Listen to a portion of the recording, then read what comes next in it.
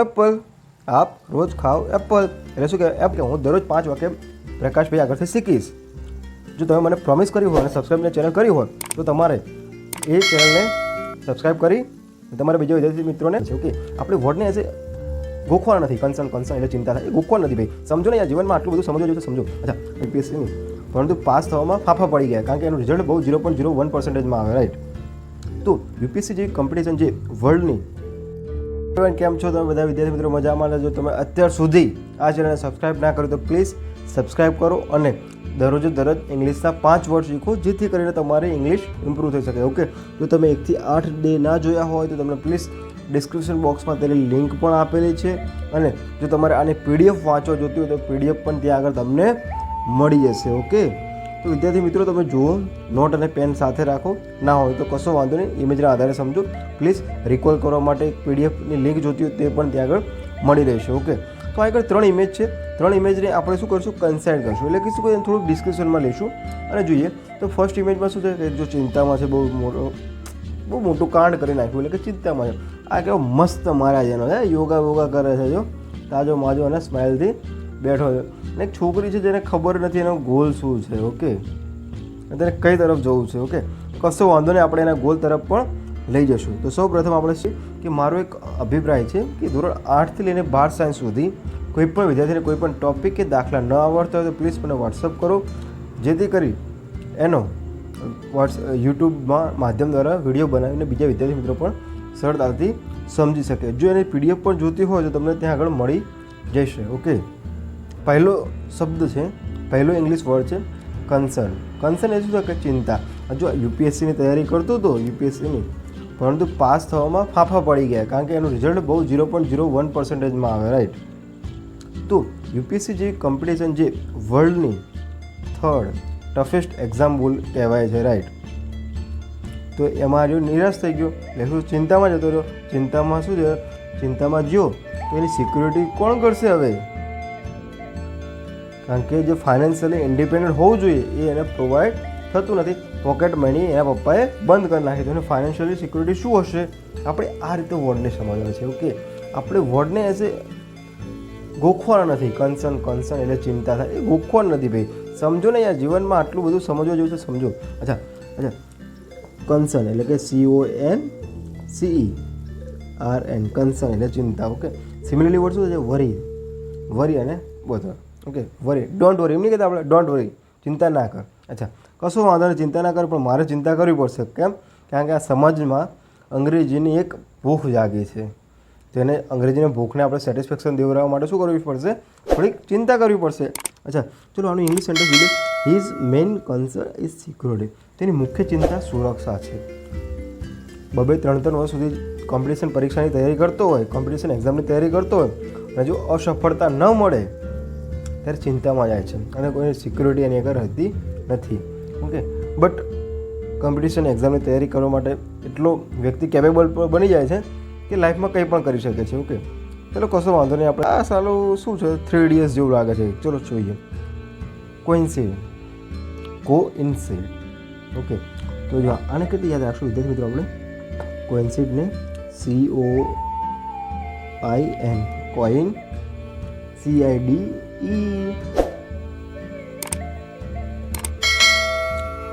Coin side. Okay, coin એટલે કે સિક્કો, CID. ઓકે, તો આને આપણે આ રીતે યાદ રાખશું. ઓકે, શું સહમતિ આપી. જો આ એકબીજાને શું કરે? કીડો જોવા માટે શું કરે છે? સહમતિ આપે છે. આ કે ખાતું નહીં, આ કે ખાય છે. ઓકે, તો માય આઈડિયા કન્સાઇડ વિથ હિઝ. મારો વિચાર તેની સાથે સુસંગત છે. શું તમારો વિચાર સુસંગત છે મારી સાથે? કે આપણે અંગ્રેજી એ દરરોજ 5 વાક્ય જોવી જોઈએ અને આ ચેનલને સબસ્ક્રાઈબ કરવી જોઈએ. એવું તમારો શું અભિપ્રાય છે? તમારો કોઇન્સાઇડ છે? તમારું સહમતિ છે ખરા? જો હા હોય તો પ્લીઝ આ ચેનલને સબસ્ક્રાઈબ કરો, તમારા વિડીયો મોકલો. કમિટ. અચ્છા, કોઈક એવો અડવિત્રો એવો બોલશે. કો ના બોલાય અને કો ના બોલાય. મીટ. અચ્છા, મીટ એટલે શું થશે વિદ્યાર્થી મિત્રો? વેજ કે નો જોઈને એ જુઓ. અચ્છા, કમિટ. COMMIT કમિટ એટલે શું કહે છે? કરવું. અચ્છા, કમિટ એટલે કે વાયદો કરવો. ઓકે, અભિલાષા આપવી. અચ્છા, આપણે કહેતા ડુ એટલે કરવું, એક્ઝિક્યુટ તમે શું કરશો હવે, કમિટમેન્ટ કરો તમે મને હવે તમે આગળ શું પ્રોસેસ કરશો. ઓકે, તો આનું આપણે ઇંગ્લિશ સેન્ટેન્સ જોઈએ. યુ શુડ નોટ, અચ્છા શુડ કેમ આવ્યું? Not commit anything if you are not sure. જો તમને ખાતરી ન હોત તો તમારે કંઈ પણ પ્રતિબદ્ધ એટલે કે તમારે કમિટ કરવું જોઈએ નહીં. તમને ખબર છે કે હું દરરોજ 5 વાગે પ્રકાશભાઈ આગળથી શીખીશ.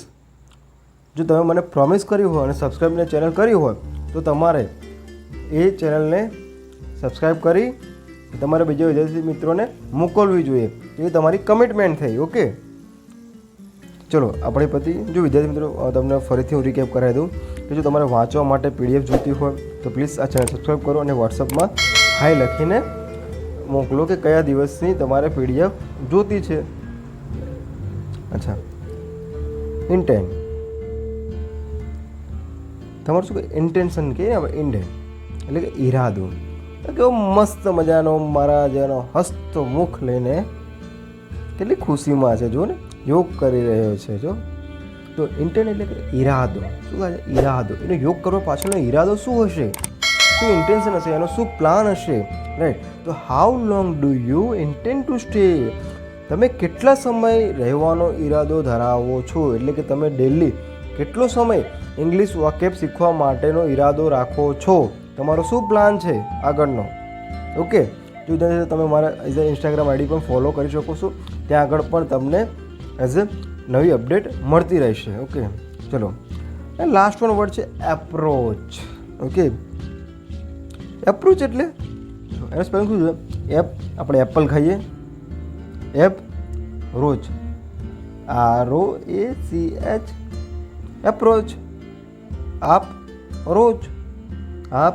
રોજ ખાઓ એપલ, આપ રોજ ખાઓ એપલ એટલે શું કહેવાય? એપ્રોચ. APPROACH, એપ્રોચ એટલે તમારું શું મંતવ્ય છે, તમારો શું અભિપ્રાય છે, રાઈટ? આપણે કહેતા વોટ ઇઝ યોર એપ્રોચ. અચ્છા, પ્રોસેસ શું છે? પ્રોસેસ. ઓકે, પ્રોસેસ શું છે એ જોઈએ. અચ્છા, એપ્રોચ એટલે વોટ ઇઝ યોર એપ્રોચ, તમારો શું અભિગમ છે. અચ્છા, કશો અભિગમ નથી, મારો એક જ અભિગમ છે. પ્લીઝ તમે આ ચેનલને જો સબસ્ક્રાઈબ ના કરો તો સબસ્ક્રાઈબ કરો. PDF વાંચ્યું તો તમે આ લિંક આપી છે ડિસ્ક્રિપ્શન બોક્સમાં, ત્યાં જઈને લિંક પર જાઓ અને તમે વોટ્સઅપમાં હાઈ લખીને મોકલો એટલે હું તમને લિંક દ્વારા PDF પ્રોવાઈડ કરાવી શકું.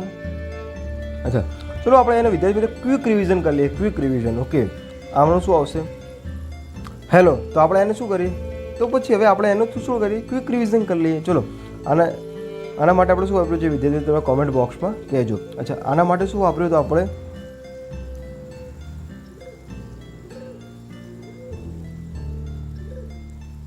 કમિટ. શું આપ્યું હતું? કમિટમેન્ટ. અચ્છા, આના માટે આપણે શું વાપર્યું છે? 3 DS જો બાળકો ઈયળું ખાતા હતા, ઈયળું જોતા હતા તો કોઈ સાઈડ શું આવશે? કોઇન્સાઇડ. અચ્છા, આની કન્સર્ન. ઓકે, આ વિદ્યાર્થી મિત્રો કંઈક અડવિતરું આવી ગયું છે, રાઈટ? મને પણ ખ્યાલ નથી. તો ખૂબ ખૂબ ધન્યવાદ વિદ્યાર્થી મિત્રો. જો તમે ચેનલને સબસ્ક્રાઈબ ના કરો તો પ્લીઝ આ ચેનલ સબસ્ક્રાઈબ કરો અને તમારા બીજા વિદ્યાર્થી મિત્રોને પણ મોકલી આપો. ક્લાસરૂમ છે, ક્લાસરૂમમાં શું હોય છે? ડોટ ડાયો હોય છે. ઓકે, તો ડોટ ડાયો આમાં આપણે શું છે? ડોટ ડાયો કહે છે. તો આપણે કોઈ પણ સારું એવું કામ કરવું, ઇવેન્ટ કર્યું હોય તો ડોટ ડાયોને આપણે ક્યાંયની ગણતરીમાં લેતા નથી. અને એવું જેઠાલાલની દયા નથી લેવાની આપણે બાબા. આપણે મરસી એટલે શું છે? દયા. હા, તરીકે થયું હોય તો શું છે? કોકની માટે શું છે? હાનિકારક છે, રાઈટ? તો શું છે? હાનિકારક. લિટરલી એટલે શું છે? હાનિકારક. અને ડેડલી એટલે કે તમારું મૃત્યુ પણ થઈ શકે ત્યાં સુધી, રાઈટ? તમે જો કોઈ પણ એઝ એ ગટરમાં ગુંગળામણના કારણે તમે કોઈ